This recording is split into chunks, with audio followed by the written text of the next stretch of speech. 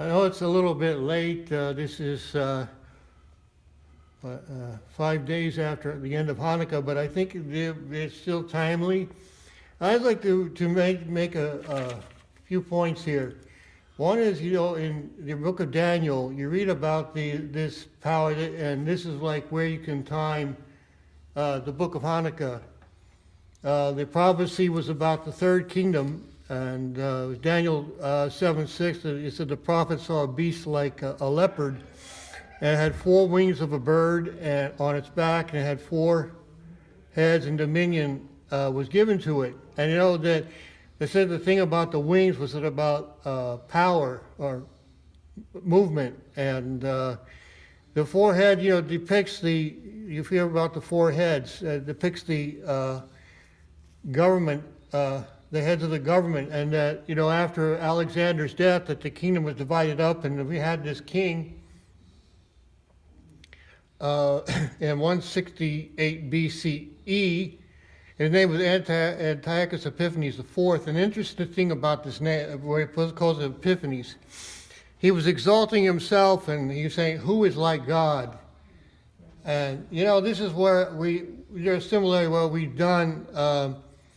In the Garden of Eden, it wasn't the original sin wasn't eating the apple; it was pride, because Lucifer, we read later on in Isaiah, he said that he would be like the Most High, and now he's through the serpent saying to the couple, "You shall be as gods." Well, to the woman, and then the man takes the fruit, and now here this man is exalting himself, and he takes over.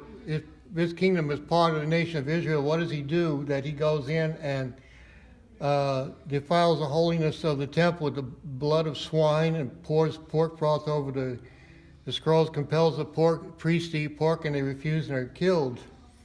And then he outlaws Torah study, Sabbath, and circumcision. But we remember that there was a small group that was called the Maccabees, that they rebelled and recaptured Jerusalem. And afterwards, they came back and sanctified the temple again, and they had to make a new menorah, and then they had to find the oil. They found just 1 jar of oil.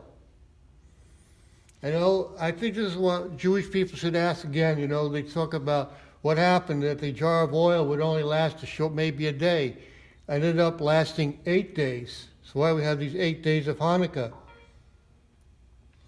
And, that they say a great miracle happened there. In Israel, they say a great miracle happened here. We should all pray that, the Jewish people should pray for another great miracle like that. The miracle was that, they would suddenly be open to the Word.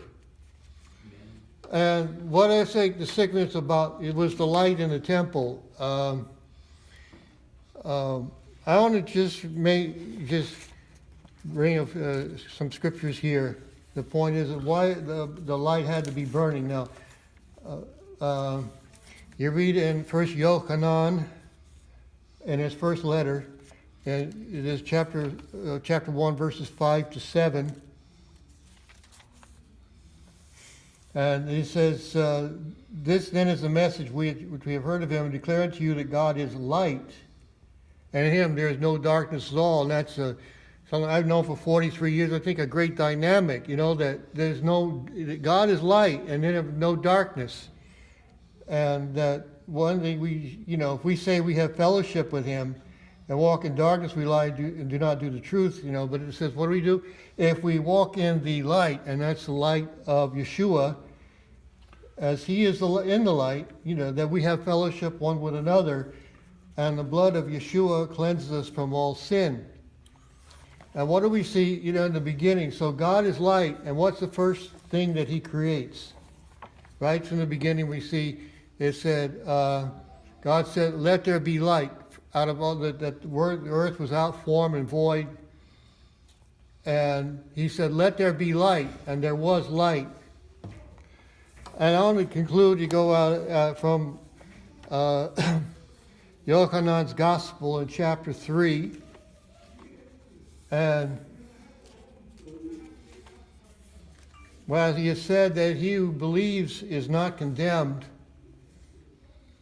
and he who believes not is condemned already. And what it says, the condemnation, and I remember the election about 40 years ago, and there was a lot of issues over the sin in our country, the things that we're allowing. And it just may, appreciate, like, from one particular sin. He said, in the next verse, chapter 3 and verse 9, this is the condemnation. Light is coming to the world. That Yeshua came into the world, God in the form of Ben Yachid, and that God is light. And what is it? That men love darkness rather than light. Some of us, we work out in the secular world, and what is the basic thing? Men, they love darkness rather than light. They want to think that because you're not taking part in their reality, their sin, you haven't grown up. And what is important? The light, that everyone who doeth evil hates the light. People out there, they hate the light. To them, more than ever, hate the light. And that he who does truth comes to the light. That we come to the light, that whatever we do, if we're going out of line, might be exposed.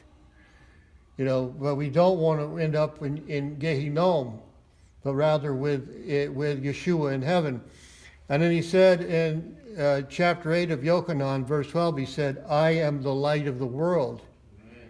He that walk with me, that was when a woman was caught in an act of adultery, and he said, I am the light in the world. He says, I am come as a light. So let's see that, what is it? That God is light, and that in him there is no darkness at all. The first thing he made was light. What the first thing they wanted to do, make sure that lamp was burning. And God did a great miracle. We should pray that God would do a great miracle for us all, that light would be burning again. Amen.